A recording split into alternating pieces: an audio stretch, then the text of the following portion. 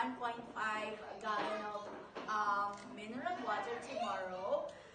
Be sure you have to put soil in it. It's either garden soil or compost soil from a compost pit, and then you put a wick in here so that the water will be supplied going up to the plant. And then if there's no more water here, you just pour some water in it every time you check that there's no more water.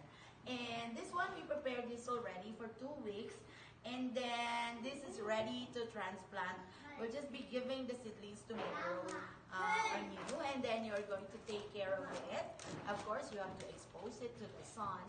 And then the school also will be giving the fertilizer probably next week. And then after 30 days, there'll be another kind of fertilizer.